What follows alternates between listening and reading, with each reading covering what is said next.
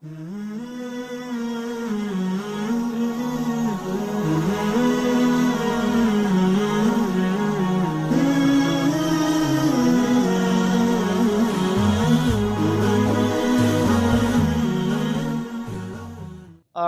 بالله السميع العليم من الشيطان الرجيم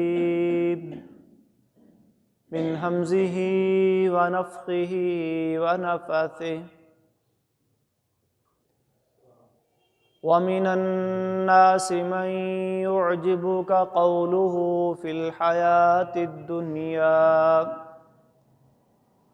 ويشهد الله على ما في قلبه وهو ألد الخصام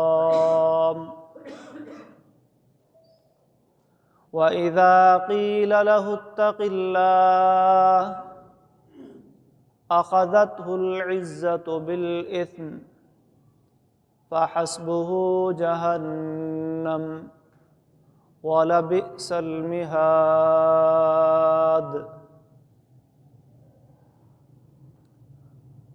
عن عبد الله بن عباس رضي الله تعالى عنهما قال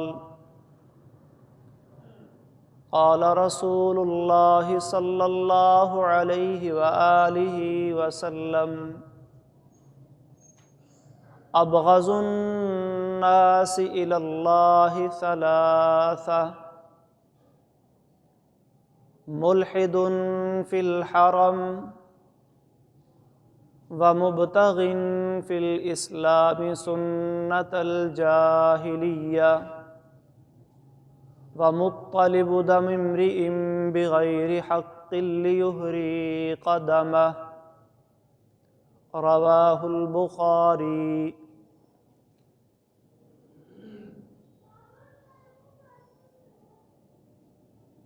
اللہ تبارک و تعالی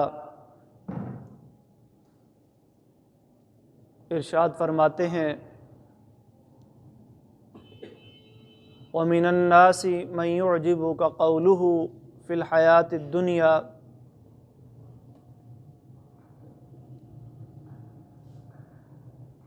لوگوں میں سے کچھ لوگ ایسے ہیں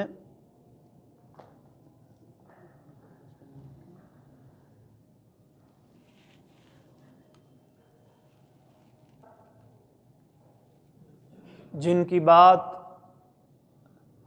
آپ کو دنیا کے اندر اچھی لگتی ہے، دنیا کے بارے میں وہ کوئی گفتگو کرتے ہیں، وہ کوئی بات کرتے ہیں تو ان کی معلومات کا ذخیرہ بڑا وسیع ہوتا ہے اور سننے والوں کو ان کی باتیں اچھی لگتی ہیں۔ وَيُشْهِدُ اللَّهَ عَلَى مَا فِي قَلْبِهِ، اور جو کچھ اس کے دل میں ہوتا ہے اس کے بارے میں وہ اللہ کو بار بار گواہ بناتا ہے، اللہ کی قسمیں اٹھاتا ہے کہ میں اللہ کو گواہ بنا کر یہ بات کہہ رہا ہوں، میں اللہ کی قسم اٹھا کے یہ بات کہہ رہا ہوں کہ میں اپنی بات میں سچا ہوں۔ وَهُوَ أَلَدُّ الْخِصَامِ، حالانکہ وہ بندہ سخت قسم کا جھگڑالو ہوتا ہے، وہ اصل میں منافق انسان ہوتا ہے۔ وَإِذَا قِيلَ لَهُ اتَّقِ اللَّهِ، اور جب اسے کہا جاتا ہے کہ تو اللہ سے ڈر جا، اور یہ دو رخی پالیسی، یہ منافقت، یہ ترک کر دے، یہ چھوڑ دے، مخلص مومن بن جا، اخذتہ العزت بالاثم، تو اس کی جھوٹی انا، اس کی نام نہاد عزت اسے پکڑ لیتی ہے اور اسے گناہ پر آمادہ کرتی ہے کہ میں کیوں تیری بات مانوں، تو کون ہوتا ہے مجھے یہ بات کہنے والا۔ فَحَسْبُهُ جہنم، اللہ فرماتے ہیں ایسے بندے کے لیے جہنم ہی کافی ہے۔ وَلَبِئْسَ الْمِہَادُ، اور یقیناً وہ بہت برا ٹھکانہ ہے۔ انسان اس دنیا میں اللہ کو راضی کرنے کے لیے آیا ہے، اور اللہ راضی کیسے ہوتا ہے؟ جب بندہ اللہ تبارک و تعالیٰ کے احکامات کے مطابق اپنی زندگی کو بسر کرے، نبی اکرم صلی اللہ علیہ وسلم کی بتائی ہوئی تعلیمات کے مطابق اپنی ساری زندگی گزار کے اس دنیا سے چلا جائے، تو پھر ایسے انسان سے اللہ تبارک و تعالیٰ راضی ہوتے ہیں۔ جیسا کہ صحابہ کرام رضی اللہ عنہم اجمعین، انہوں نے اپنی ساری زندگیاں اخلاص کے ساتھ اللہ اور اس کے رسول کی اطاعت میں گزار دیں، تو پھر اللہ نے ان کے بارے میں قرآن مجید میں کیا فرمایا؟ رضی اللہ عنہم، اللہ ان سے راضی ہو گیا۔ اور صرف یہی نہیں بلکہ آگے فرمایا وَرَضُوا عَنْهُ، اللہ نے راضی ہونے کے بعد انہیں جو انعامات دیے، انہیں جو عزت دی، انہیں جن اعزازات سے نوازا، وہ بھی اپنے اللہ سے راضی ہو گئے۔ اور ایسا انسان جب دنیا سے جاتا ہے تو ایک اور مقام پر اللہ فرماتے ہیں اس کی کیفیت کیا ہوتی ہے؟ جس نے اپنی ساری زندگی اللہ کو راضی کرنے میں لگائی ہوتی ہے، یا ایتھا النفس المطمئنہ، اللہ فرماتے ہیں اس کا نفس مطمئن ہوتا ہے، اور اللہ کے فرشتے اس کو نفس مطمئنہ کہہ کر پکارتے ہیں، اور اللہ کے فرشتے ایسے انسان کے لیے جنت سے خوشبودار نورانی سفید کفن لے کے آتے ہیں، اور نفس مطمئنہ کہہ کے پکارتے ہوئے کیا کہتے ہیں؟ ارجعی الی ربک، لوٹ جا اپنے رب کی طرف اے اطمینان والی جان، راضیتاً مرضیہ، اس حال میں کہ تو اس سے راضی ہونے والی ہے اور تیرا رب تجھ سے راضی ہونے والا ہے۔ اور جس انسان کو، جس نفس کو اللہ کی رضا مل جائے، اللہ کی خوشنودی حاصل ہو جائے، محترم بھائیو، اس سے بڑی سعادت کوئی نہیں، اس سے بڑی کامیابی کوئی نہیں۔ اللہ فرماتے ہیں وَرِضْوَانٌ مِّنَ اللَّهِ اکبر، اللہ کی طرف سے جو رضوان ملتی ہے، اللہ کی خوشنودی جس بندے کو حاصل ہو جاتی ہے، وہ بہت بڑا انعام ہے بندے کے لیے۔ سنن ابی داؤد کی حدیث ہے، حضرت عائشہ رضی اللہ تعالی عنہا بیان کرتی ہیں رسول اللہ صلی اللہ علیہ وسلم نے ارشاد فرمایا، یہ اللہ کی خوشنودی کیسے حاصل ہوتی ہے؟ من التمس رضا اللہ بسخط الناس، جو بندہ اللہ کی رضا حاصل کرنے کی کوشش کرتا ہے، اس کا متلاشی بن جاتا ہے، اس کا طلبگار بن جاتا ہے۔ سخط الناس، لوگ ناراض ہوتے ہیں تو ہو جائیں، اس بات کی اسے کوئی پرواہ نہیں ہوتی، اسے پرواہ ہوتی ہے تو صرف یہ کہ میرا اللہ مجھ سے ناراض نہ ہو۔ پھر اللہ تبارک و تعالی کفاہ اللہ ما بینہ وما بین الناس، نہ صرف یہ کہ اس سے راضی ہو کر اسے اپنے جنتوں کا مہمان بناتے ہیں، اسے دنیا کے اندر بھی اس کے تمام معاملات کی کفالت اور وکالت اللہ اپنے ذمے لے لیتے ہیں۔ فرمایا کفاہ اللہ ما بینہ وما بین الناس، اس کے اور لوگوں کے درمیان جتنے معاملات ہوتے ہیں سب کے لیے اللہ کافی ہو جاتا ہے۔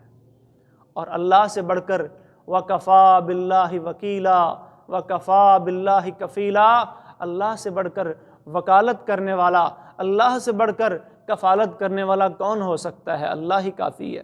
حسبی اللہ، میرے لیے اللہ ہی کافی ہے۔ حسبنا اللہ ونعم الوکیل، ہمارے لیے اللہ ہی کافی ہے، اور وہ بہترین کارساز ہے، وہ بہترین وکالت کرنے والا ہے۔ فرمایا وَمَنِ الْتَمَسَ رِضَا النَّاسِ، اور جو لوگوں کو راضی کرنے کے پیچھے لگ جاتا ہے اور ایسے کام شروع کر دیتا ہے جس سے اللہ تو ناراض ہوتے ہیں لیکن بندے راضی ہو جاتے ہیں، لوگ راضی ہو جاتے ہیں، دوستوں کو، عزیز و اقارب کو، اپنی برادری کو، اپنے محلے والوں کو راضی کرنے کے لیے وہ اللہ کی ناراضگی مول لے لیتا ہے اور اللہ کی نافرمانیوں والی زندگی گزار دیتا ہے۔ وَكَّلَهُ اللَّهُ إِلَى النَّاسِ، اسے نہ صرف اللہ رب العالمین اپنی جنتوں سے محروم کر دیتے ہیں بلکہ دنیا کے اندر بھی فرمایا کہ اس کے معاملات اللہ لوگوں کے سپرد کر دیتے ہیں۔ لوگ ہی تیرے وکیل بنیں گے، لوگ ہی تیرے کفیل بنیں گے۔ جب تجھ پہ کوئی مشکل آئے گی، جب تیرے اوپر کوئی مصیبت آئے گی، جب تیرے اوپر کوئی پریشانی آئے گی، تو پھر تیری کفالت اور وکالت اب میں نہیں کروں گا، لوگ کریں گے۔ تو اللہ کی رضا اور خوشنودی کن کاموں سے ملتی ہے؟ جن کاموں کو کرنے کا اللہ اور اللہ کے رسول نے حکم دیا ہے۔ اور اللہ ناراض کن چیزوں سے ہوتا ہے؟ اپنی نافرمانی سے اللہ ناراض ہوتا ہے، گناہوں والی زندگی گزارنے سے اللہ ناراض ہوتا ہے، منافقت والی زندگی، یہ دوغلی زندگی، یہ دو رخی زندگی، یہ دو کشتیوں کی سواری اللہ کو پسند نہیں۔ صحیح بخاری کی حدیث ہے، نبی اکرم صلی اللہ علیہ وسلم نے فرمایا ابغض الناس الی اللہ ثلاثہ، تین بندے اللہ کو انتہائی مبغوض ترین ناپسندیدہ بندے۔ وہ کون سے تین بندے ہیں؟ فرمایا ملحد فی الحرم، ایک وہ بندہ جو حرم کے اندر، مکہ یا مدینہ دونوں کو حرم کہا جاتا ہے، دونوں حرمین شریفین ہیں، ان کی حدود کا تعین خود نبی اکرم صلی اللہ علیہ وسلم نے فرمایا ہے۔ حدود حرم کے اندر کسی گناہ کا ارتکاب کرتا ہے، گناہ تو گناہ ہوتا ہے، نافرمانی تو نافرمانی ہوتی ہے، لیکن اگر وہ کسی ایسی جگہ پر کی جائے جو مقدس ہے، جو بابرکت ہے، جیسے اللہ کا گھر ہے، اللہ کا گھر ہے، مسجد بھی اللہ کا گھر ہے۔ جھوٹ اگر بازار میں بولا جائے وہ بھی جھوٹ ہے، لیکن جھوٹ اگر اللہ کے گھر مسجد میں بیٹھ کے بولا جائے گا تو یہ دگنا بندے پر بوجھ ہوگا، یہ دگنا بندے کے لیے گناہ ہوگا۔ ایک تو جھوٹ بول رہا ہے، دوسرا اللہ کے گھر میں بیٹھ کے بول رہا ہے۔ تو ملحد فی الحرم، ایک تو الحاد کر رہا ہے، کجروی کا شکار ہو رہا ہے، گناہوں والی زندگی کی طرف مائل ہو رہا ہے، اور دوسرا بیٹھا کہاں ہے، پہنچا کہاں ہوا ہے؟ فی الحرم، حرم کے اندر، وہاں بیٹھ کے بھی اللہ کی اطاعت و فرمانبرداری نہیں کر رہا، بلکہ الحاد والی، بے دینی والی، گناہوں والی، اللہ کی نافرمانی والی زندگی پہ مصر ہے، اڑا ہوا ہے۔ وَمُبْتَغٍ فِي الْإِسْلَامِ سُنَّةَ الْجَاهِلِيَّةِ، اور دوسرا بندہ نبی اکرم صلی اللہ علیہ وسلم نے فرمایا کہ اسلام کے اندر جاہلیت والا طریقہ، جاہلیت کیا ہے؟ اسلام سے پہلے جو دور تھا، تاریکی کا، ظلمت کا، بت پرستی کا، شرک کا، اسے جاہلیت کا دور کہا جاتا ہے، ظلم و ستم کا دور کہا جاتا ہے۔ وہ جاہلیت کا دور، ضلال مبین والا دور، وَإِن كَانُوا مِن قَبْلُ لَفِي ضَلَالٍ مُبِينٍ، جس کے بارے میں اللہ فرماتے ہیں کہ یقیناً لوگ آپ صلی اللہ علیہ وسلم کی آمد سے پہلے واضح گمراہی میں تھے۔ مبتغٍ فی الاسلام سنت الجاہلیہ، اب اگر کوئی شخص اسلام کے اندر مسلمان ہونے کا دعویٰ کرنے کے باوجود کسی ایسے کام کا ارتکاب کرتا ہے جو جاہلیت پر مبنی ہے، اور جاہلیت کیا ہے؟ ہر وہ چیز جو کتاب و سنت کے خلاف ہے، کتاب و سنت کے اصولوں کے خلاف ہے، چاہے اس کا تعلق جاہلیت قدیمہ سے ہو، چاہے اس کا تعلق جاہلیت جدیدہ سے ہو، اس پہ جاہلیت کا اطلاق ہوگا، جاہلیت کا لفظ بولا جائے گا۔ نبی اکرم صلی اللہ علیہ وسلم نے اپنے ایک صحابی ابو ذر غفاری رضی اللہ تعالیٰ عنہ کی زبان سے ایک دفعہ یہ کلمہ سنا، صحیح بخاری کتاب الایمان کی حدیث ہے کہ انہوں نے حضرت بلال کو مخاطب کرتے ہوئے کوئی ایسی بات کہہ دی، اے کالی ماں کے بیٹے، اے کالی عورت کے بیٹے، ان کے رنگ پر اعتراض کر دیا۔ یہ حسب و نسب پہ، قوم قبیلے برادری پہ فخر کرنے والے اور دوسروں پہ تنقید کرنے والے، حضرت ابو ذر غفاری نے صرف یہ بات کہہ دی، اس انسان کی والدہ اس کا رنگ کالا تھا تو کالے رنگ والی عورت کا بیٹا کہہ کر اسے بلایا۔ نبی اکرم صلی اللہ علیہ وسلم نے کیا فرمایا؟ یا ابا ذر انک امرؤ فیک جاہلیہ، اے ابو ذر تو ایسا آدمی ہے، تیرے اندر ابھی تک جاہلیت موجود ہے، یہ جاہلیت والی بات کی ہے تو نے۔ اسلام میں رنگوں کی، نسلوں کی، قوموں قبیلوں اور برادریوں کی کوئی حیثیت نہیں ہے۔ ان اکرمکم عند اللہ اتقاکم، اگر حیثیت ہے تو ایمان کی ہے، اگر مقام ہے تو تقوی کی وجہ سے ہے۔ اسی طرح غزوہ بنی مصطلق کے اندر ایک انصاری اور مہاجر صحابی کا آپس میں کسی بات پہ چھوٹا سا جھگڑا ہو گیا، تو انصار نے اپنے ساتھیوں کو بلانا شروع کر دیا اور مہاجر نے اپنے ساتھیوں کو بلانا شروع کر دیا۔ یا للانصار یا للمہاجرہ، اے انصاریہ آؤ میری مدد کرو، میں مارا گیا۔ مہاجر نے کہا اے مہاجر آؤ میری مدد کرو، میں مارا گیا۔ وہی برادری ازم، وہی نسلی تعصب، پھر اس کی آوازیں لگیں۔ اللہ کے رسول صلی اللہ علیہ وسلم کو پتہ چلا، آپ فوراً تشریف لائے، بات کو سنا، معاملے کو ٹھنڈا کیا اور تھوڑا ناراضگی کا اظہار فرمایا، اور کیا فرمایا؟ دعوها فإنها منتنہ، یہ کس طرح کی باتیں کر رہے ہو، یہ بدبودار باتیں ہیں، ان کو چھوڑ دو۔ ابھی دعوی الجاہلیتی وانا بین اظہرکم، کیا ابھی سے تم نے جاہلیت کی آوازیں لگانی شروع کر دی ہیں؟ ابھی تو میں تمہارے اندر موجود ہوں۔ وَمُبْتَغٍ فِي الْإِسْلَامِ سُنَّةَ الْجَاہِلِیَّہ، تو آج جو لوگ امت مسلمہ کو، مسلمان معاشرے کو رنگ، نسل، قوم، قبیلہ، پارٹی، تحریک یا جماعت، کوئی سیاسی جماعت یا کوئی دینی جماعت، اس بنیاد پہ تقسیم کر رہے ہیں اور ایک دوسرے کے اسلام کے بارے میں، ایک دوسرے کی سیرت و کردار کے بارے میں کیچڑ اچھالے جا رہے ہیں، عزتوں کو سرے بادار نیلام کیا جا رہا ہے۔ بھائیو، یہ سب جاہلیت کی چیزیں ہیں، اپنے آپ کو ان چیزوں سے بچائیں۔ نبی کریم صلی اللہ علیہ وسلم نے فرمایا مبتغن فی الاسلام سنت الجاہلیہ، کہ اسلام کے اندر جاہلیت کے طریقے کو رواج دینے والا، جاہلیت کا طریقہ لانے والا ابغض الناس، اللہ کے ہاں انتہائی ناپسندیدہ شخص ہے۔ ان سیاسی لیڈروں کے پیچھے چل کے آج کل کے یہ نوجوان یہ انہی کی بولیاں بولنے لگ گئے ہیں۔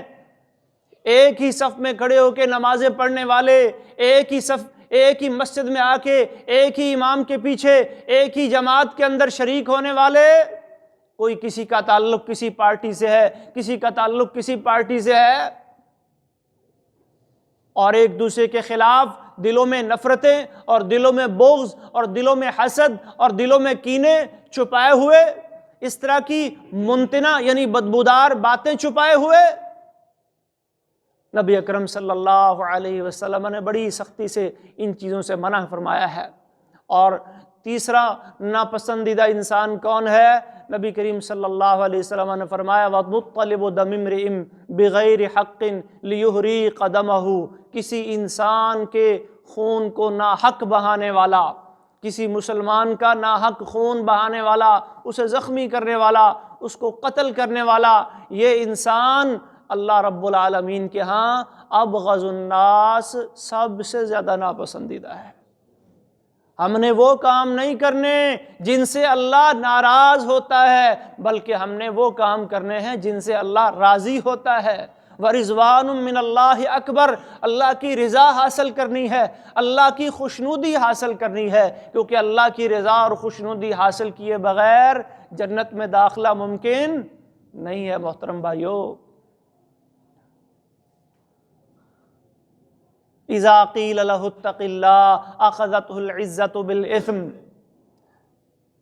ایک اور کام جس کے بارے میں نبی کریم صلی اللہ علیہ وسلم نے فرمایا اور اللہ بھی قرآن میں فرما رہے ہیں کہ یہ کام بھی اللہ کو بڑا ہی ناپسند ہے۔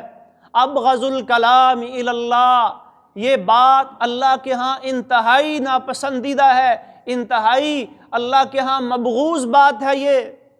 ان یقول الرجل للرجل، کہ ایک آدمی دوسرے آدمی سے کہے اتق اللہ، اللہ سے ڈر جا، یہ نیکی کا کام کر لے، یا یہ جو برائی کا کام کر رہا ہے اس کو چھوڑ دے، اس کو ترک کر دے، اللہ سے ڈر جا۔ تجھے تو بھائی اس کا شکر گزار ہونا چاہیے تھا، تجھے تو اس کا احسان مند ہونا چاہیے تھا۔ تیرا ایک مسلمان بھائی تیری خیر خواہی کر رہا ہے، تجھے جہنم کی آگ سے بچانے کی کوشش کر رہا ہے، تجھے نیکی کی دعوت دے رہا ہے، تجھے کسی منکر سے برائی سے روک رہا ہے، لیکن یہ انا پرست انسان، یہ اپنی جھوٹی عزت اور جھوٹی انا کے خول میں جکڑا ہوا انسان، یہ آگے سے کیا کہتا ہے؟ علیک بنفسک، میری چھوڑ، اپنی فکر کر، علیک بنفسک، اپنے آپ کو لازم پکڑ۔ اللہ کے نبی فرما رہے ہیں ابغض الکلام الی اللہ، اللہ کو یہ بات انتہائی ناپسندیدہ ہے، اور یہ انسان بھی اللہ رب العالمین کو انتہائی ناپسندیدہ ہے جو نیکی کی بات یا نیکی کی دعوت دینے والے کو آگے سے یہ جواب دیتا ہے علیک بنفسک۔ ٹھیک ہے، آپ اپنی اصلاح کریں، آپ اس بھائی کو کوئی اچھا جواب دیں، ٹھیک ہے میرے محترم بھائی، آپ نے مجھے نیکی کی دعوت دی، میں کوشش کروں گا اس نیک کام کو کرنے کی، آپ نے مجھے اس برائی سے روکا، میں اللہ سے دعا بھی مانگوں گا، کوشش بھی کروں گا اس برائی کو ترک کرنے کی، چھوڑنے کی، یا کم از کم خاموشی ہی اختیار کر لیں، اس کی بات کو سن ہی لیں۔ آگے سے یہ جواب دینا، یہ تو ایک چھوٹا سا جواب ہے نا جی، علیک بنفسک، اور آج کل لوگ پتہ نہیں کتنی کتنی باتیں سنائیں، بڑا آیا حاجی صاحب ہیں، بڑا آیا نوازی صاحب، بڑا آیا فلاں، میں جانتا ہوں تجھے، تو کتنے پانی میں ہے۔ وہ نیکی کرنے والا بیچارہ شرمسار ہو جاتا ہے، اور یہ کسی کو کسی کی برائیاں یاد دلانا، یہ لمز، یہ حمز، اس کے بارے میں اللہ نے قرآن میں کیا فرمایا؟ وَيْلٌ لِّكُلِّ ہُمَزَةٍ لُّمَزَةٍ، وہ آپ کو آپ کی برائیاں یاد کروانے نہیں آیا، وہ تو آپ کو نصیحت کرنے آیا ہے۔ اور یہ کام کس کا ہے؟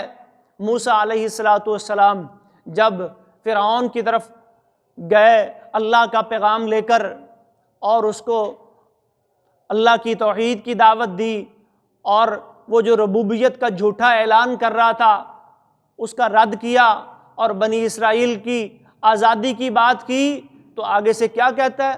وَفَعَلْتَ فَعْلَتَكَ الَّتِي فَعَلْتَ وَأَنْتَ مِنَ الْكَافِرِينَ، اچھا تو وہی ہے نا وہ جو ہمارا ایک آدمی مار کے بھاگ گیا تھا؟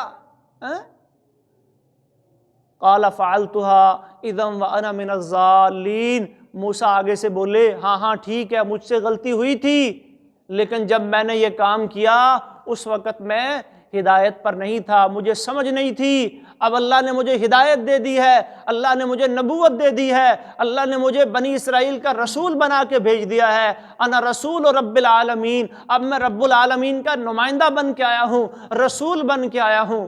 تو انسان کو اس کی ماضی کی غلطیاں یاد کروانا یہ کس کا کام ہے؟ یہ مومن کا کام نہیں، یہ فرعون کا کام ہے۔ تو اگر کوئی ساتھی، کوئی بھائی آپ کو نصیحت کرتا ہے تو آگے سے اس کو اس کی غلطیاں یاد کروانے کی بجائے آپ اس کی نصیحت کو قبول کریں، اور یہ ایک مسلمان کا حق ہے۔ وَإِذَا اسْتَنصَحَكَ فَانصَحْ لَهُ، کہ اپنے مسلمان بھائی کی خیر خواہی کرنا، الدین النصیحہ، دین تو خیر خواہی کا نام ہے۔ اخذتہ العزت بالاثم، لیکن ایسے انسان کو جھوٹی عزت جکڑ لیتی ہے اور وہ گناہ پہ اڑ جاتا ہے، گناہ پھر اس ضد میں آ کے کرتا ہے، ہاں اس نے مجھے کہا تو کہا کیوں، اب تو میں یہ ضرور کروں گا، یہ کون ہوتا ہے مجھے یہ بات کہنے والا؟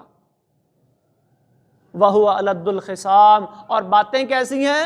وَيُشْهِدُ اللَّهَ عَلَى مَا فِي قَلْبِهِ وَهُوَ أَلَدُّ الْخِصَامِ، کہ قسمیں اٹھا کے کہ میں تو جی ایسا ہوں، میں تو جی ایسا ہوں، وَهُوَ أَلَدُّ الْخِصَامِ، حالانکہ سخت جھگڑالو ہے۔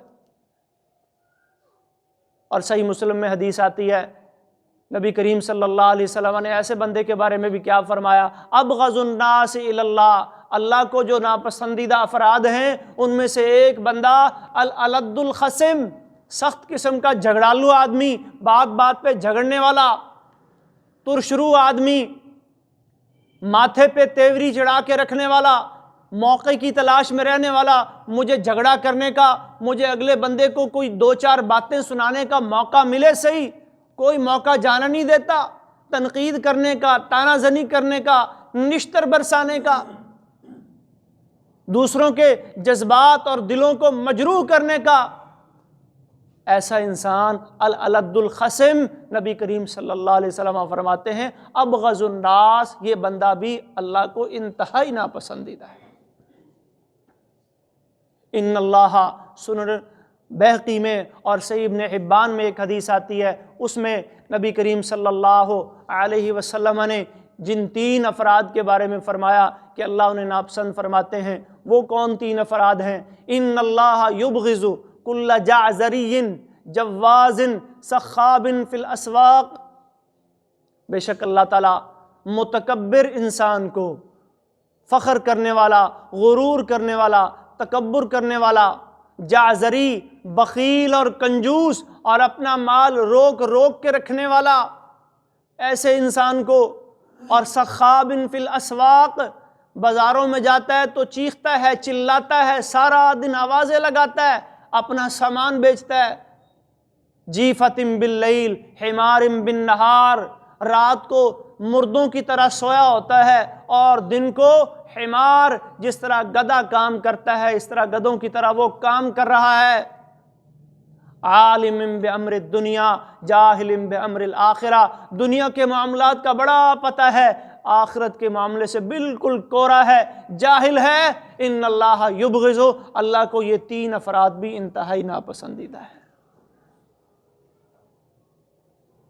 جعزرین، جوازن، سخاب فی الاسواق، جیفۃ باللیل حمار بالنہار، عالم بامر الدنیا جاہل بامر الآخرہ۔ اللہ تبارک و تعالی ہمیں ایسے برے اوصاف سے محفوظ فرمائے اور رزق حلال کمانے کی اور اپنے بچوں کو کھلانے کی توفیق دے، اور اس کے ساتھ ساتھ اللہ رب العالمین اپنی عبادت کی توفیق بھی دے۔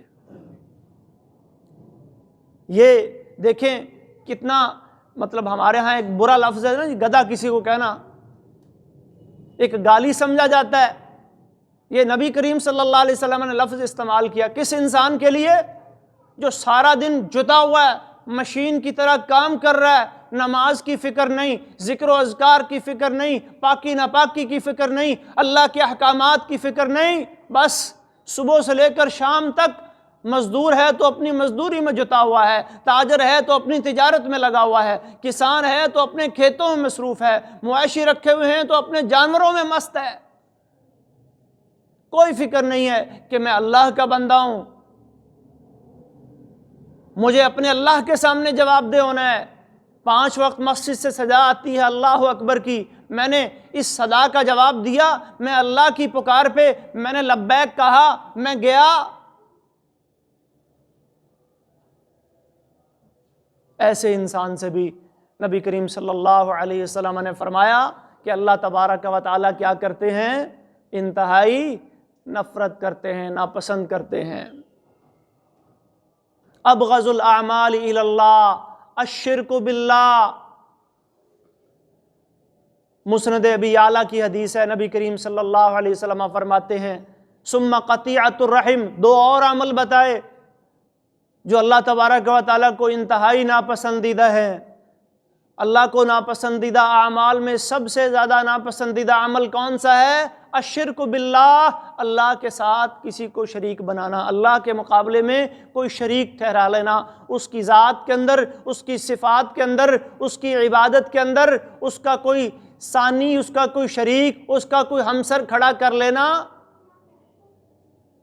ایُّ الذنب اعظم عند اللہ، جب اللہ کے نبی سے پوچھا گیا کہ جی کون سا گناہ کائنات میں سب سے بڑا ہے، تو فرمایا ان تجعل للہ ندا وہو خلقک، صحیح بخاری کی حدیث ہے کہ تم اللہ کے ساتھ کوئی شریک بناؤ حالانکہ اس اللہ نے تمہیں پیدا کیا ہے۔ اکبر الکبائر کے بات آئی تو نبی کریم صلی اللہ علیہ وسلم نے فرمایا اکبر الکبائر الاشراک باللہ، ایک تو صغیرہ گناہ ہوتے ہیں، ایک کبیرہ گناہ ہوتے ہیں، ایک اکبر الکبائر ہوتے ہیں۔ جو اکبر الکبائر میں سب سے بڑا سر فہرست گناہ ہے وہ کیا ہے؟ الاشراک باللہ، اللہ کے ساتھ کسی کو شریک بنانا، عقیدے کی اندر خرابی کا آ جانا۔ نمازوں میں ایاک نعبد و ایاک نستعین کہنا، زبان سے لا الہ الا اللہ محمد الرسول اللہ کا قول اور اقرار کرنا، لیکن حاجتیں، منتیں، دعائیں اور مشکلات میں غیر اللہ کو پکارنا، استغاثہ، ندا، فریادیں اور نظریں غیر اللہ کے نام کی چڑھانا، دعائیں، حاجتیں اور مرادیں غیر اللہ سے مانگنا، اور پھر کہنا کہ جی ہم تو ایک اللہ کو ماننے والے ہیں۔ نہیں بھائیو، یہ ایاک نعبد و ایاک نستعین نہیں ہے۔ ایاک نعبد و ایاک نستعین یہ ہے کہ پھر ایک اللہ کو مانا ہے تو پھر ساری عبادات کو اللہ کے لیے خالص کر دیں، اسی کے لیے نماز، اسی کے لیے روزہ، اسی کے لیے قربانی، اسی سے دعا، اسی کے سامنے اپنی مشکلات کو پیش کریں، اسی سے مدد مانگیں۔ وَإِذَا سَأَلْتَ فَاسْأَلِ اللَّهَ وَإِذَا اسْتَعَنْتَ فَاسْتَعِنْ بِاللَّهِ، سوال کریں تو اسی سے کریں، مدد مانگیں تو اسی سے مانگیں۔ ابغض الاعمال، اللہ کے نبی فرما رہے ہیں کہ سب سے زیادہ ناپسندیدہ عمل اللہ تبارک و تعالیٰ کے ہاں کون سا ہے؟ الاشراک باللہ، اللہ کے ساتھ کسی کو شریک ٹھہرانا۔ اور دوسرے نمبر پر اسی حدیث میں فرمایا ثم قطیعۃ الرحم، قطع رحمی، رشتہ داری کو توڑنا۔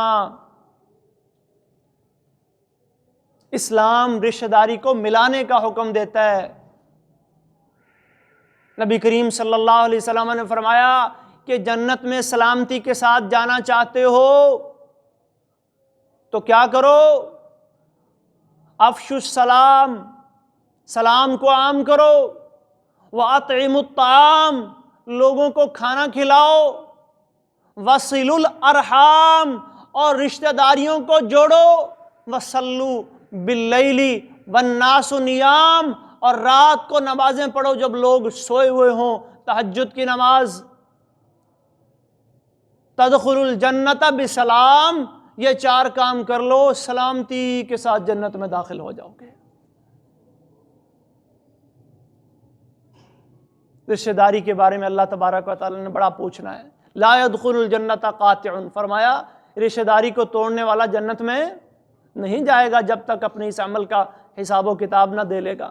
اور پل صراط سے جب بندہ گزرے گا نا جی، علی جنبتئی الصراط، کیا ہے پل صراط؟ احد من السیف، تلوار سے زیادہ تیز، ادق من الشعر، بال سے زیادہ باریک، جس کے دونوں طرف بڑے بڑے آنکس لگے ہوئے ہوں گے، بڑے بڑے کنڈے لگے ہوئے ہوں گے، اور ایک طرف راہم کھڑا ہوگا اور وہ پکڑ لے گا۔ جس بندے نے اس راہم کو ستایا ہوگا، اسے تڑپایا ہوگا، اسے کاٹا ہوگا، اسے کوئی ایذا یا تکلیف پہنچائی ہوگی، یہ پکڑ لے گا۔ اور نہ صرف یہ کہ آخرت میں، بلکہ نبی کریم صلی اللہ علیہ وسلم نے 2 گناہ ایسے بیان فرمائے ہیں، 2 گناہ ایسے اللہ کے نبی نے بیان فرمائے ہیں کہ آخرت میں تو اللہ نے ان کی سزا دینی ہی دینی ہے، لیکن دنیا کے اندر بھی اللہ رب العالمین بندے کو جلد اس کی سزا دیتے ہیں۔ ما من ذنب اجدر ان يعجل اللہ عقوبته فی الدنیا مع ما يدخر له فی الآخرہ مثل البغی وقطیعۃ الرحم، کہ جو بندہ یہ 2 گناہ کرتا ہے، ظلم کرتا ہے یا قطع رحمی کرتا ہے، اللہ آخرت میں جو اس کو سزا دینی ہے وہ تو دینی ہے، لیکن یہ 2 گناہ اس قابل ہیں، اس لائق ہیں کہ اللہ بندے کو جلدی اس دنیا میں بھی ان کی سزا دیتا ہے۔ تو رشتہ داریوں کو توڑنے سے بچو، اور اللہ کی نظر میں مبغوض ترین انسان بننے سے بچو۔ ابغض الاعمال الی اللہ الاشراک باللہ، شرک کے بعد اگر کوئی چیز آئی ہے تو وہ کیا ہے؟ قطیعۃ الرحم۔ اور قرآن میں بھی محترم بھائیو، اللہ تبارک و تعالیٰ نے اگر اپنی عبادت کے بعد اگر کسی کا نام لیا ہے تو وہ کس کا لیا ہے؟ وَقَضَىٰ رَبُّكَ أَلَّا تَعْبُدُوا إِلَّا إِيَّاهُ وَبِالْوَالِدَيْنِ إِحْسَانًا وَاعْبُدُوا اللَّهَ وَلَا تُشْرِكُوا بِهِ شَيْئًا وَبِالْوَالِدَيْنِ احسانا۔ یہ ساری رشتہ داریاں والدین سے شروع ہوتی ہیں، یہ رحم کے رشتے، یہ نسب کے رشتے۔ وَهُوَ الَّذِي خَلَقَ مِنَ الْمَاءِ بَشَرًا فَجَعَلَهُ نَسَبًا وَصِهْرًا، یہ رشتے نسب کے ہوں، یہ رشتے رحم کے ہوں، یہ رشتے صہر کے ہوں، ان تمام رشتوں کا احترام ضروری ہے۔ اللہ کے نبی فرمایا کرتے تھے، قرآن میں بھی اللہ نے یہ بات کہی ہے، قُلْ لَا أَسْأَلُكُمْ عَلَيْهِ أَجْرًا إِلَّا الْمَوَدَّةَ فِي الْقُرْبَى۔ لوگوں مکہ میں جب تھے نا تو توحید کی دعوت پیش کرتے لوگوں کے سامنے، لوگ بات سننے کے لیے تیار نہیں ہوتے، لوگ تعلقات توڑ رہے تھے، آپ سے دور ہو رہے تھے، آپ کا بائیکاٹ کر رہے تھے۔ فرمایا لا اسألکم علیہ اجرا، اللہ کا پیغام سنانے پر میں تم سے کوئی اجر، کوئی اجرت نہیں مانگتا، الا المودۃ فی القربى، وہ رشتہ داری کا تو پاس، رشتہ داری کا تو لحاظ رکھ لو، وہ رشتے والی محبت اس کو تو باقی رہنے دو، وہ تو چھوڑ دو۔ لیکن انہوں نے اس کا بھی خیال نہیں رکھا، اور کیا بن گئے اللہ کی نظر میں؟ ابغض الاعمال الی اللہ الاشراک باللہ وعقوق الوالدین وقطیعۃ الرحم، قطع رحمی اور شرک اللہ کی نظر میں کیا ہے؟ ابغض الاعمال۔ تین اور کام جن کے بارے میں نبی کریم صلی اللہ علیہ وسلم نے فرمایا، ثلاثۃ، تین بندے، انا خصمہم یوم القیامہ، قیامت کے دن میں ان سے جھگڑا کروں گا۔ مظلوم آ کے جھگڑا نہیں کریں گے، میں ان سے جھگڑا کروں گا۔ رجل اعطا بی ثم غدر، ایک وہ بندہ جس نے میرے نام پر کسی کو قول دیا، کسی کو قرار دیا، کسی سے عہد کیا، پھر اس عہد کو توڑا،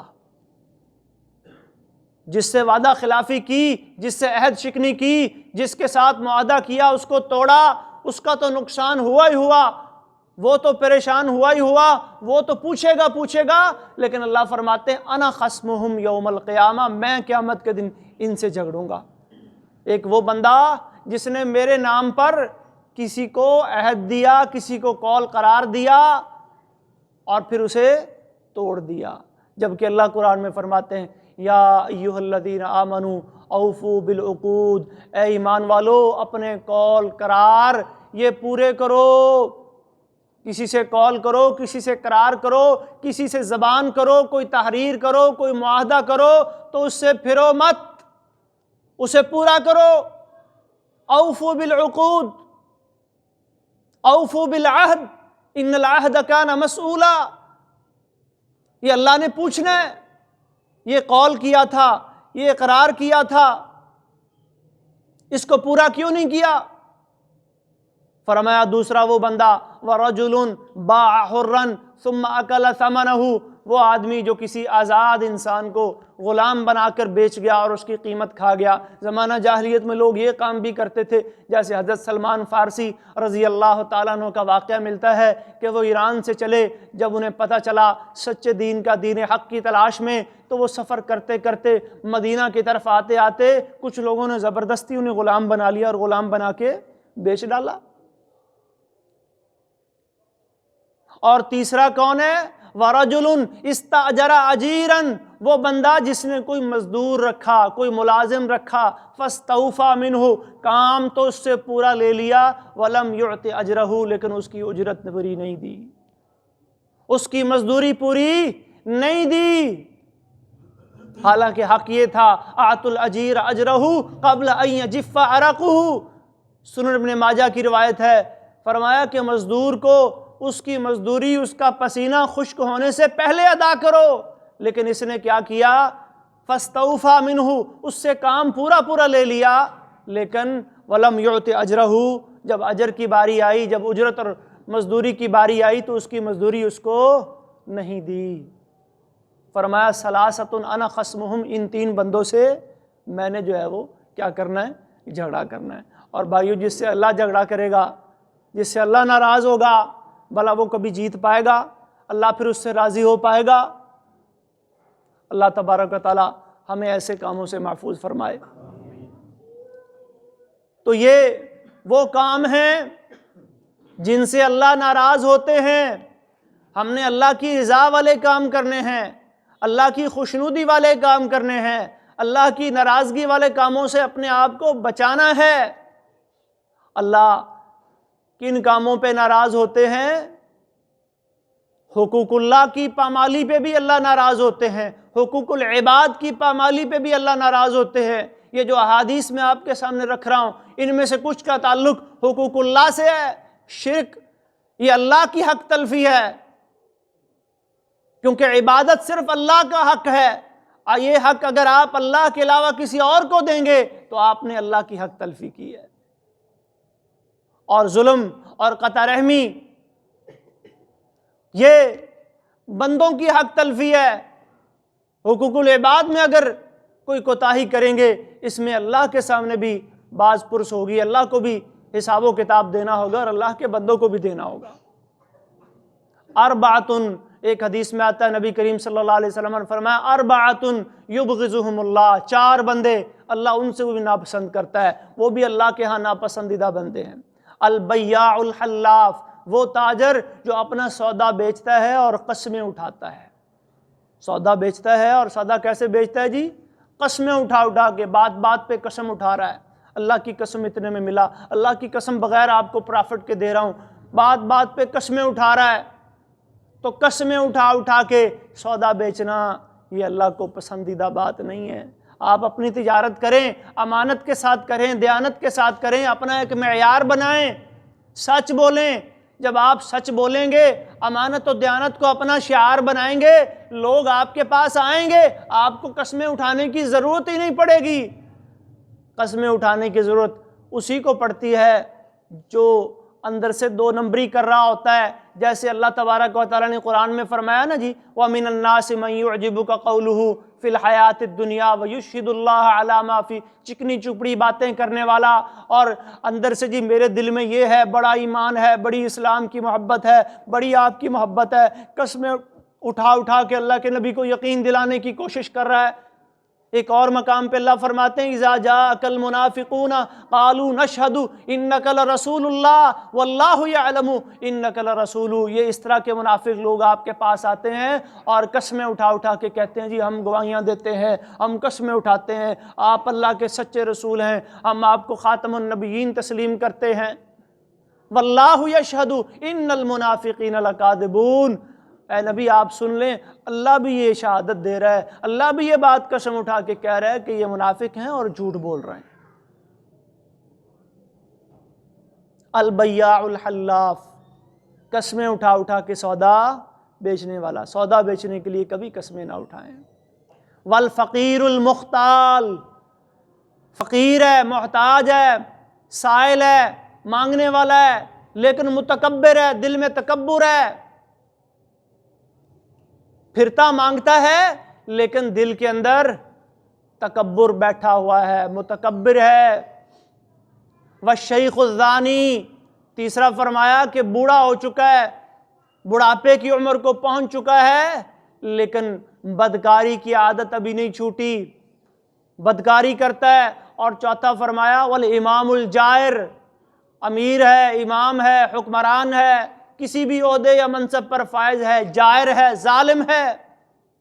یبغضهم اللہ، اللہ ان تینوں کو، ان چاروں کو اللہ کیا کرتے ہیں؟ ناپسند فرماتے ہیں۔ ما من عبد یسترعیہ اللہ رعیۃ یموت یوم یموت وہو غاش لرعیتہ الا حرم اللہ علیہ الجنہ۔ اور امیر کے بارے میں، امام اور حکمران کے بارے میں تو رسول اکرم صلی اللہ علیہ وسلم کی یہ حدیث صحیح بخاری میں، وہ بھی ہماری یہی اسی بات کی طرف رہنمائی کرتی ہے کہ جو بندہ اپنی رعایا کے حقوق کا خیال نہیں کرتا،